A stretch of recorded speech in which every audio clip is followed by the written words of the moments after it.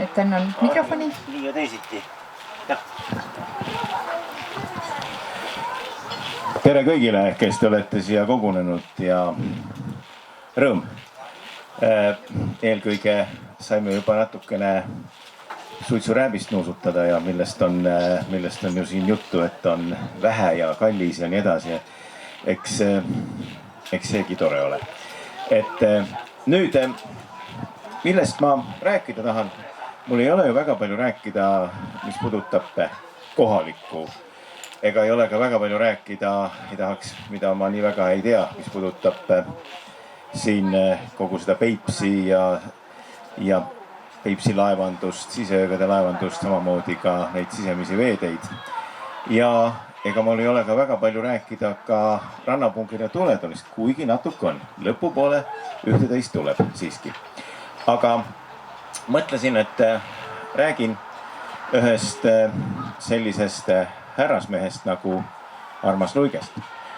Et kellega on minul ja paljudel teistel oli õnn kokku puutuda siis, kui ma olin Meremuuseumis oma töid juba alustanud ja võib-olla selle üheks õigustuseks on ka see, et 83. aasta suvel, juba nii ammu, tegin ma koostöös Armas Luigega oma ühe esimese näituse ja see näitus oli Maailma tuletornidest.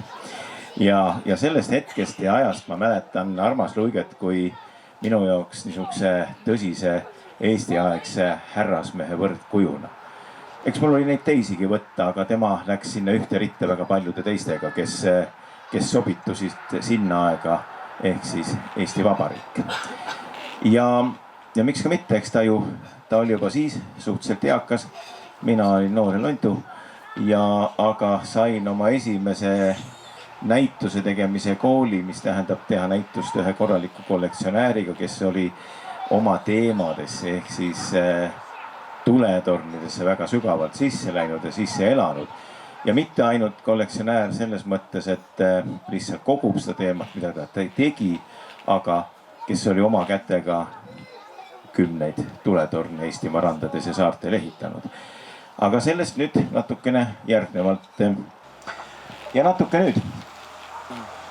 Siin on tegelikult kaks härrasmeest. Üks on niisuguse mõtliku näoga, vaatab valelauda. Teine on paremas nurgas, on niisugune ulja olemisega, ümmarguste prillidega. Ja et vaatab seda maailma, et mis see maailm siis talle ka tulevikus toob. Ja nüüd, kui nüüd Armas Luige juurde tagasi minna, et eks see elusaatus oli talle nõksa keeruline, aga mitte ka väga. Tema isa rändas ju Eestimaalt välja 1905. aasta revolutsiooni järgselt ja läks Peterburi. Nii et Luige sündis 1910. aastal siis täpsemalt öeldes Vassili saarel 11. liini kolmekordses majas. Ja miks ta sinna läks, sest isa sai seal kiviraidurina tööd. Et ka tema vanaisa Mihkel oli selline kõva ehitusmees ja kes Tallinnas on käinud mööda ja teab praegu, kus on ajaloomuuseum ja Orlovi loss ja kunagine Suhkrumäe mägi, nagu seda kutsuti, ja Maarjamäe, siis selle lossi aknaraamid enne kui nüüd hakkasid juba 80. aastatel esimesed renoveerimised seal pihta, olid siis tehtud Armas Luige vanaisa poolt. Nendest ei ole muidugi mälestust ega jälge, aga Luige on ise öelnud, Armas, et talle jäi sellest nii vanaisast kui ka isast jäid sisse selline kustumatu tunne, et nui neljaks minust peab saama ehitusinsener. Et see oligi kõigepealt see kiviraidumine ja 1910 oli ta sündinud, 1910 ja ega nüüd ta väga palju, ülemäära palju nendest esimestest noorusaastatest lapsepõlves Kroonlinnas ju ka palju ei mäletanud, aga hiljem ta ütles, et ta siiski tundis ära mõned majad, mida tema isa oli ehitanud ja isa tegeles just niisuguse kivi tahumise, kividekooriga, et oli niisugune mitte lihtsalt müürsepp, vaid oli niisugune peenem kiviraidur. aga sellega juhtus see õnnetu asi, et ta isa sai tööõnnetuses surma kuskil, kui Armas Luige oli siis 3-aastane, 1913 ja siis nad natukene olid veel emaga seal ja siis 1916 pöördus ta tagasi Tallinna, said pisikese sugulaste juures väikese korteri ja siis 1916 siis ta siin elas ja 1918 läks Armas Luige siis esmakordselt ju kenasti kooli. Kõigepealt oli ta Tallinna Poeglaste gümnaasium, siis ta oli edasi lõpus, kui ta käis 11 aastat ühes koolis, siis vahepeal oli ta ka teine reaalkool, lõpuks oli tehnikagümnaasium. Nii et 11 aastat ühes koolis ja sai siis gümnaasiumi diplomi. Nii et järjepidev, ta on öelnud seda, et kõik, tal oli koolis väga hea tehniline haridus ja kogu see tehniline pool. Aga mida ta natukene kahjatses, et tol ajal selles tehnikagümnaasiumis kõik, mis puudutas loodusteadusi ja bioloogiat ja linde ja loomi, et kõik see jäi nagu tahaplaanile, et neid teadmisi ta hakkas ta hiljem hoopiski elust ise kuidagi omandama. Aga nüüd, miks see on Ferdinand Adolf siin? On teada ju, et Ferdinand Adolf on insener, arhitekt ja kui Tallinnas ka ringi liikuda, on tal päris mitmeid maju, mis on tema tehtud nii Tallinnas kui ka Rakveres. Aga eelkõige sellepärast, et kui 1930. aastal oli minu teada, oli siis nagu võistlustööd vaja oli ja siis ühte tuletonni projekti, siis Abruka tuletorni jaoks, siis Ferdinand Adolf oli, kes selle tuletonni minu arust selle projekti võistlusi võitis.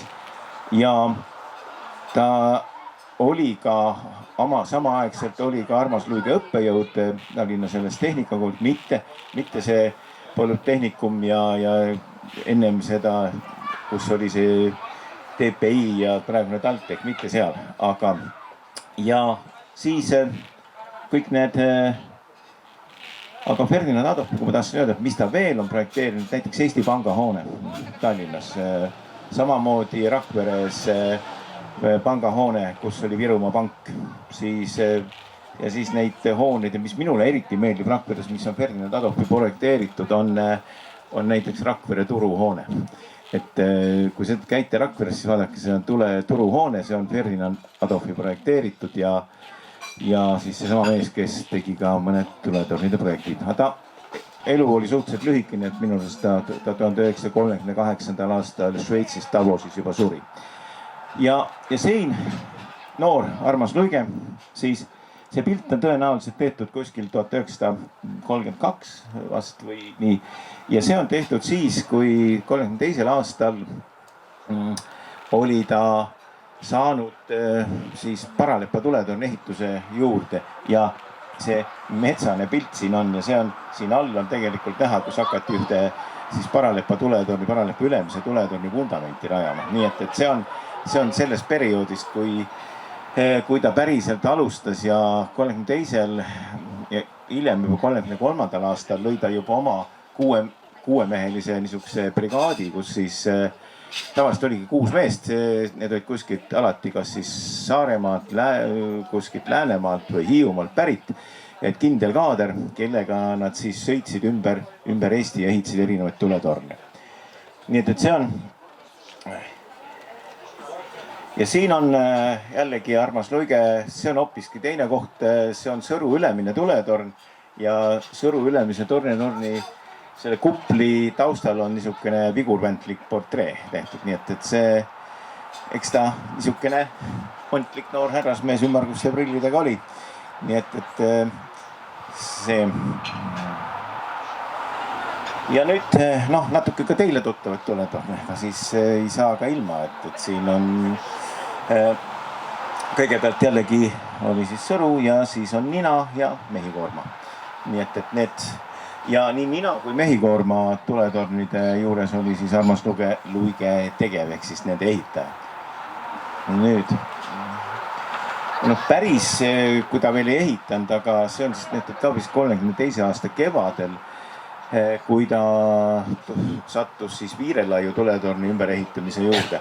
Ja kuidas niimoodi satutakse, et ega see ei olnud ju tal alguses ka päris teadlik valik, aga et kui ta 1929 lõpetas siis, sai gümnaasiumitunnistuse, 1928 oli ta, kuna seal oli vaja siis, oli ta tahtis praktikal käia ja tegelikult see esimese praktika käigus sai ta siis võib-olla selle esimese niisuguse sädeme sisse, et tingimata peab nende tuletornidega edasi tegelema ja teda hiljem võeti ka siis Veeteede Valitsuse ehitusosakonda juba väga kenasti siis tööle praktika läbi viima ja hiljem vahepeal ta käis 10 kuud oli ka siis sõjaväeteenistuses ja kui ta sõjaväeteenistusest tagasi tuli, siis juba läkski siis töö tegelikult lahti päriselt 32 aasta kevadel.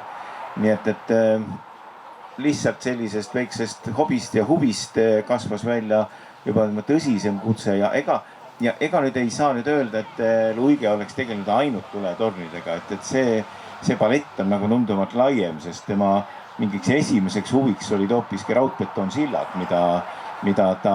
mille juures ta toimetas ja samamoodi sadamaehitused, sest tolle aastal olid väga paljud Eesti rannasadamad, neid töid tehti hooajaringselt, kuigi sadamate puhul oli ju see, et Veeteede Valitsus tegi neid töid eelkõige rohkem talvisel hooajal, kui oli võimalik mõnda asja teha ka jää pealt. Nii et nende kärjekastide parandused, need tehti ikka talvisel ajal.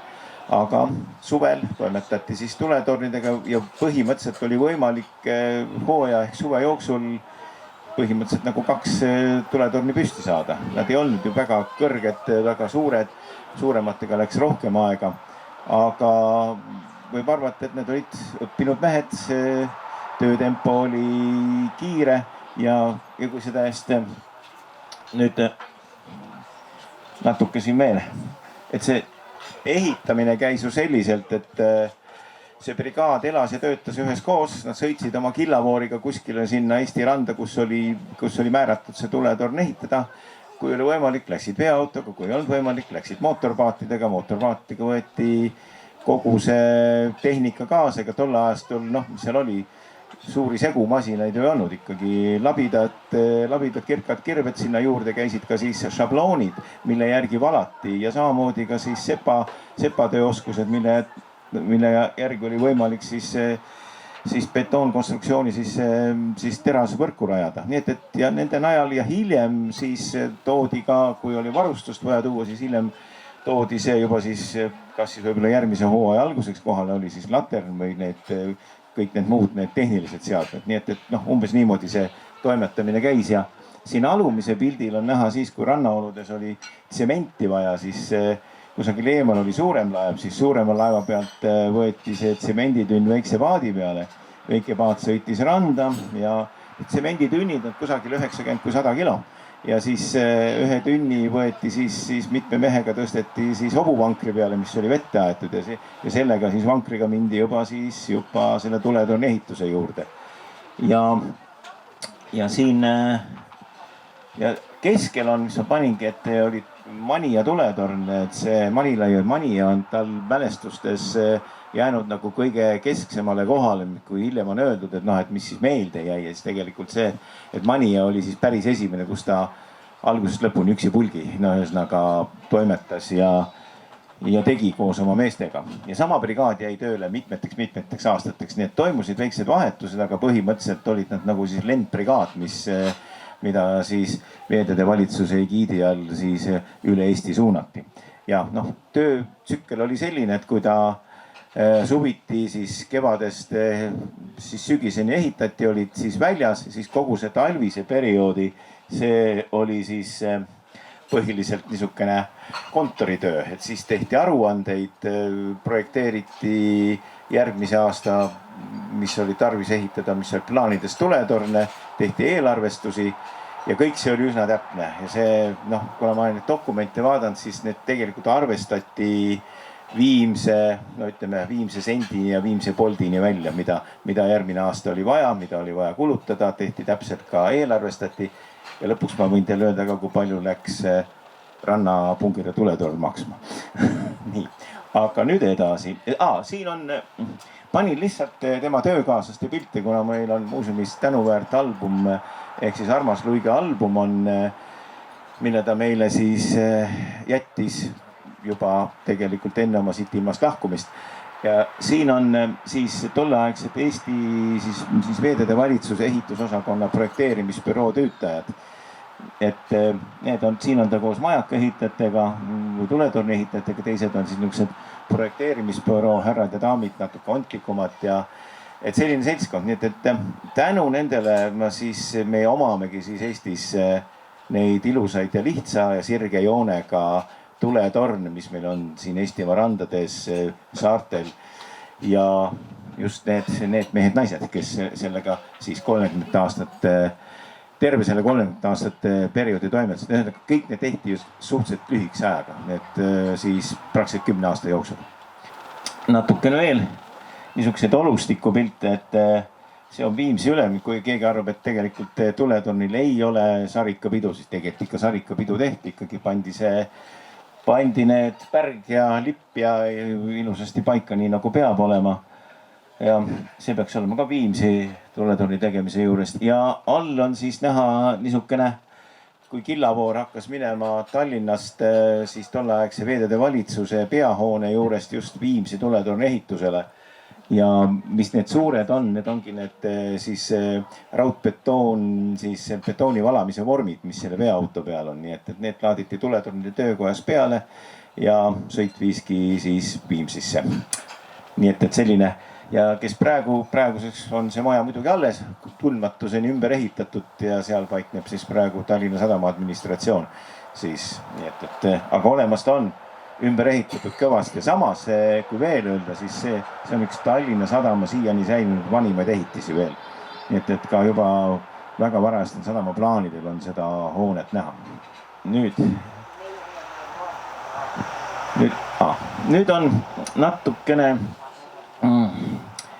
ja just panin selle pildi siia, et kuna hetkel on ka käimas Keri tuletorni niisugused päästetööd ja rekonstrueerimine peale mitmeid aastaid ootamist ja finantseerimisootust ja lõpuks on sinna siis nüüd natuke üle 2 miljoni euro raha leitud ja seda praegu just tehakse.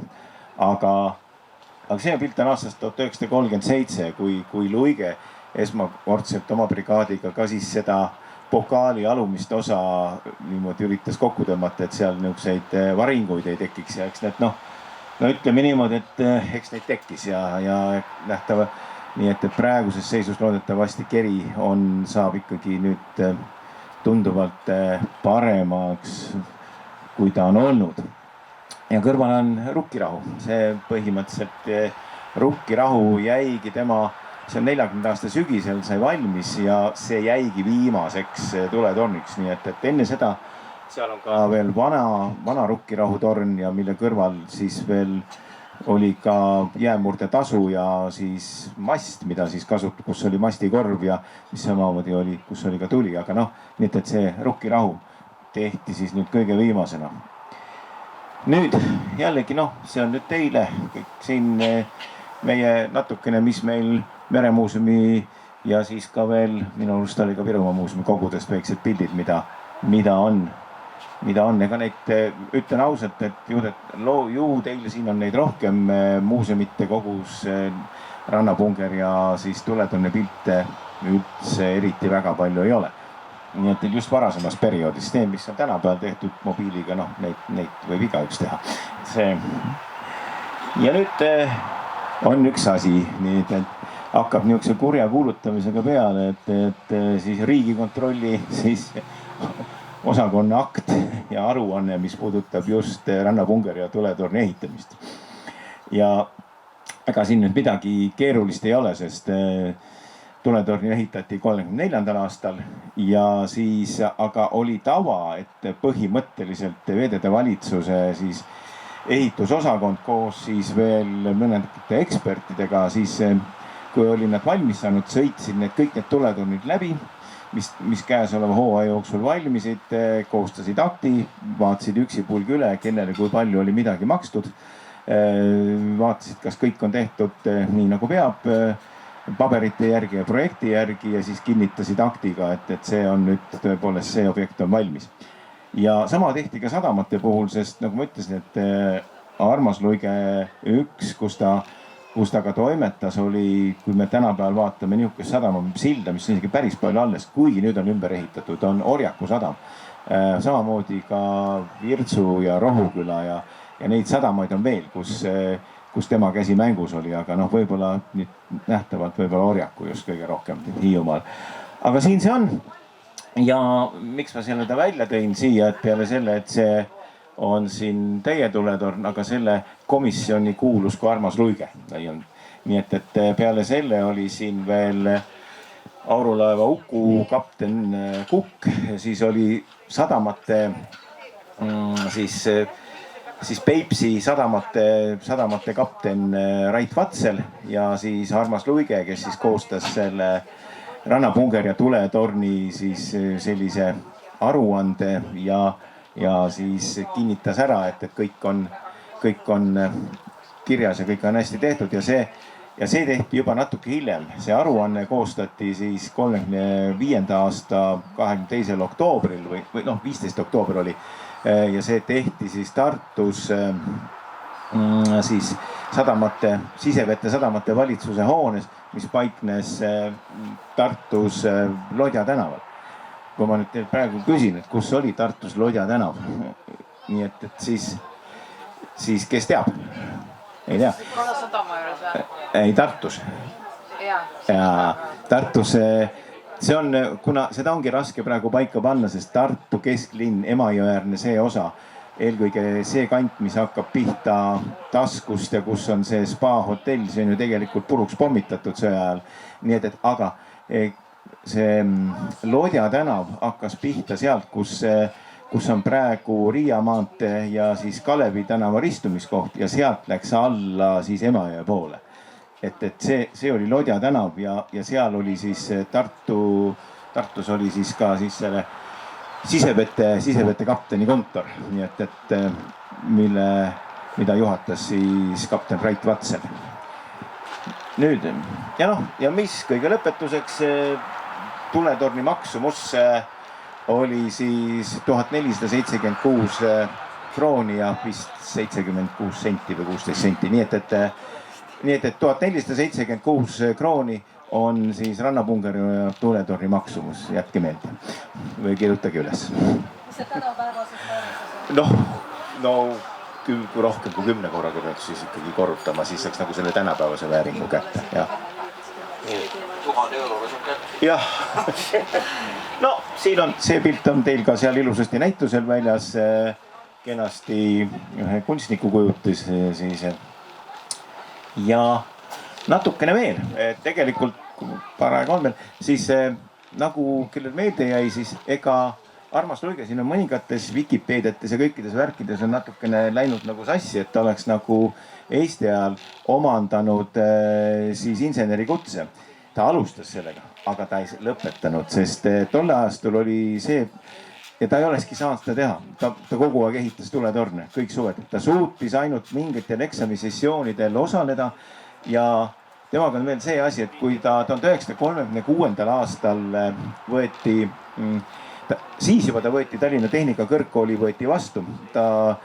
Aga see jäi pooleli ja 36. aasta on veel sellepärast tal oluline, et ta 36. aastal Jaani kirikus kihlus ka oma tulevase abikaasaga, nii et kaks olulist sündmust, kihlumine ja siis, et sai ennast siis kõrgkooli üliõpilasena kirja panna, aga see jäi pooleli. Ja siit edasi, need pildid on juba siis 40ndate lõpus, 47 ja siis 50ndate algus ja see on ka 1950. Ja Luigel oli ju see, et ta 41. aasta suvel pandi laeva peale ja viidi siit Venemaale koos teistega, nii et ta sattus sinal ütlemata häässe seltskonda, nii et tal vedas, sest oli küll ehituspataljonis, aga selles samas ehituspataljonis oli Gustav Ernesaks ja väga palju muid tüüpe ja nad rajasid seal Kaama jõe ääres kuskil siis nagu ütled, kraabihallide meeskoori, nii et aga hiljem muidugi see asi enam nii lõbus ei olnud, aga see algus oli natuke positiivsem, nii et ta pääses seal ehitama, kuigi ta minu arust ta seal toimetas hoopiski nihukese asjaga, et tegeles masinatraktori jaamas mingite traktoritega ja siis, aga noh, nagu see tol ajal oli, et kas see, ta käest väga palju ei küsitud, kas sa traktorit tunned, ütles, et mu sõbral oli traktor ja sellest piisas. nii et siis oli hoopiski teine. aga siis, kui ta saabus jällegi Eestisse tagasi peale sõda ja ega ta siis nagu oli kord siht võetud, et tuleb see insenerikutse saada, siis kuskil 40ndate lõpus ta tõepoolest astus uuesti siis juba Tallinna Polütehnikumi ja tema õppejõuks oli siis Ottomar Madisson. seal oli veel väga palju teisi lugupeetud insenere, kes samal ajal ka siis tipis temaga käisid. ja ma nüüd ei ole päris kindel, millal ta selle diplomi sai, oli see 53 või 54, aga siis ta lõpuks sai siis, ütleme niimoodi, 50 aastate alguseks ta lõpuks sai selle ammuse unistuse täidetud, ta sai siis ehitusinseneri kõrgema diplomi, nii et sealt ja nüüd natukene tagasi mõningaid pilte ja sealt, et isiklikult mälestus killub ka juba, et mitte veel 74. aastal, kus ta Ants Pärnaga nad tegid niisuguse eelmise meremuuseumi direktoriga tegid ühe sellise sõidu mööda siis Eesti rannikut, nii eelkõige Põhja-Eesti, samamoodi ka Saaremaa, Hiiumaa. käisid, vaatasid need vanad tuletonnid üle. ma tean, meil on säilinud need mingis arhiivis, oma arhiivis paberid, et nad pidid väga palju taotlema, kuna need olid kõik piiritsoonid, tuli igale poole taotleda erilubasid. nii et aga noh, 74. aastal nad käisid, et see pilt mulle meeldis, et see, et ta ei olnud ju meremuuseumi töötaja, ta oli selline nihuke tubli noh, hää selles mõttes, kes aitas meid vägagi paljuski veel seda varasemat sidet luua. sest tema mäletas ju kõiki neid vanu tuletornevahte ja neid, kes osake veel olid ehitajad. ja siin ta ongi niisuguse 74. aastal juba niisuguse suhteliselt nagu kontrollija pilguga. ja edasi see pilt on juba tehtud siin päris all, on tema suvilas. et meil oli tava käia, kuna Armas Luige oli ka väga hea Eesti siis meresõprade ringi liige, mis meremuuseumi juures tegutses ta. ja siis mõningaid meid ta kutsus siis suvisel ajal, kui ta, noh suve lõpus ikka, kui olid juba rohkem ikka nagu sügise poole, kui olid juba koduveinid valminud, et siis ta midagi käis eelmistest aastast, siis me käisime tema juures Muuga suvilas külas, nii et see alumine pilt ongi siis Luige on selle ise pilli teinud, vasakus nurgas on tema abikaasa Linda ja sealt siis ülejäänud meremuuseum tema kõrval Bruno Pao ja siis Vaike Raudsepp, siis Katrin Sepalan, Reet Naber, siis samamoodi Katrin Soomägi, siis Tõnu Kask ja mina külitan seal ka. nii et see on siis 80ndate aastate, ma olin mõni aeg tagasi just meremuuseumisse saabunud ja kohe sattusin, see oligi võib-olla peale selle tuletorni näituse tegemist, kus ma siis esmakordselt puutusin kokku sellise üsna konkreetse härrasmehega, kes oli harjunud asju väga täpselt ajama, täpselt tähtaegades kinni pidama ja kui tehti mereleksikoni, siis mille lõppu ta kahjuks ei näinud, ta suri enne ära, et siis põhimõtteliselt temal olid oma artiklid juba tükk aega varem valmis kirjutatud, kui teised jõudsid mõtlema hakata selle peale. nii et ja siin on jällegi üks ammuste aegade meenutus veel, see on tegelikult põhimõtteliselt üks aasta enne Armas Luige surma. see on aastal 1990, kui Meremuuseum pidas siis oma 5. teaduskonverentsi. siis igal teaduskonverents oli päeval, õhtul toimus pidu ja see pidu on siis Raekoja platsil restoranis Vana Toomas tehtud ja kes siin võin öelda, et siin on siis vasakul pool on oma tavalises kampsunis kogu aeg ringi käiv arheoloog Vello Lõugas ja sealt edasi on purjesportlane ja Leonid Parašin, siis on Armas Luige ja veel üks väga tore mees, et siis kunagise merekooli õppejõu Russovi poeg Edmund Russov ehk Eedi, kes oli polüglott, kohutavalt hea joonistaja ja väga tubli meremees. Nii et sellised mehed sattusid siis ühte lauda ja natukene veel, enne kui väga palju siin, kui on Jaan Vali oma oma väga kapitaalse teose teinud ja siis Peeter Peetsalu on kirjutanud ja Eda Peet ja et mingitel hetkel pääses nagu see tuletorni teema sellise vooluna liikvele, siis omal ajal selle esimese otsa tegigi lahti siis Armas Luige. Kõigepealt ta hakkas pihta erinevate artiklitega rajoonilehtedes, mis niisugused lugusid avaldasid ja siis esimene raamat tuli tal 1974. aastal, osutus menukaks, siis ta natuke täiendas. See ei olnud, ütleme, mis raamat on, ikkagi brošüürikene ja selles mõttes 88 lehekülgi ja siis 1982. aastal tuli tal juba siis kordustrükk Eesti Raamatus ja see oli Sutsuke kopsakam, see oli 108 lehekülge. Aga kui me nüüd praegu mõtleme neid tiraaže, siis Armas Luige 82. aasta raamat ilmus tiraažis 17 000 eksemplari, nii et mõnel pool antikvariaatis võib-olla saab seda veel kätte ja leida. Ja Armas Luige Ex Libris, tema raamatutel, mis oli alati see Ex Libris. Ja see on üks väga udune halb pilt, piinlik näidata, aga see on tegelikult esimene tuletornide püsiekspositsiooni väljapanek Paks Margaretas ehk siis Pikk tänav 70 Meremuuseumi kõrvalhoones, õigemini vestibüülis. Nii et praeguseks ei ole sellest ju ammu mingit märke, sest Paks Margareta on ümber ehitatud ju ja uue expoga saanud. Ja siin on põhimõtteliselt viimased pildid, et need on siis, tegelikult 90 oli viimane ja see on siis 88. aastal Saaremaal Kuressaare lossihoovis nende mõrvatute mälestusmiitingul ja samamoodi ka see ja ongi kõik. Nii et 91. aastal ta lahkus meie hulgast. Ei olnudki ju tegelikult nii väga vana, arvestades sünniaastat 1910, aga eks see abikaas oli tal lahkunud mõne aasta varem, nii et eks see ka ikkagi muserdas. Aga samas võib öelda, et täpne, korrektne ja sellist härrasmehelikkust oli tema käest õppida küll ja veel. Kahjuks ei ole see kõik välja tulnud, aga nii on, et kõigil ei ole lihtsalt antud. Aga igal juhul nii on, et tema sai oma elutöö kenasti tehtud ja kokkuvõtted ise on ta öelnud, et ta on ehitanud siis, on olnud 30 tuletorni on ehitatud, millest vist oli 25 olid vist raudbetoon ja 15 oli tema oma projekteeritud ja 10 veel neid märke tuli veel juurde. Kusagile suurusjärk on selline, siin võib mõne numbriga eksisin, aga sinna kanti. Nii et ja enamus on neist kõik õnneks ka veel alles ja mõned on ka veel kenasti renoveeritud. Nii et aitäh teile.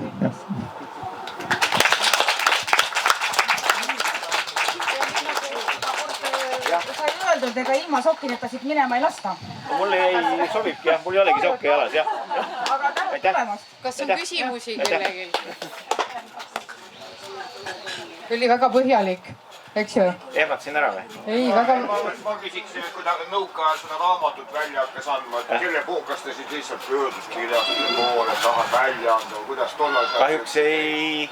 ma arvan, et kuna seda välja andis Eesti Raamat, siis kuna Eesti Raamat andis selle välja, ju siis nende erinevate artiklite põhjal, mida ta oli siis nende rajoonilehtedes avaldanud, neid oli ilmatuma palju, nii et lõpuks ta pidi need rajoonilehtede artiklid kokku panema, ju sealt see ettepanek tuli. Aga kes tolle aastat mäletab, siis see teab, et midagi sellist välja anda, kus on pildid mere äärest, eriti mere ääres olevatest kivihoonetest, mida vaenlane pidi sissetungi korral kindlasti ära kasutama. Et ma mäletan seda ekspositsiooni tegemisestki, kus öeldi ka, et me jumala pärast ühtegi nihukest välja paneks ja kui oligi, siis Klavlit, selline organisatsioon vaatas kõik need fotod ja tekstid üle, nii et eks see oli paras niisugune vaimu närimine, nii et ega... Millise plaani pidid ühe sisse saavad, paberit ja... ilmselt, aga see kõik, tema ei pidanud, see ei pidanud nagu selle peale väga palju mõtlema, ja ma arvan, et ega talle ka selle eest midagi makstud.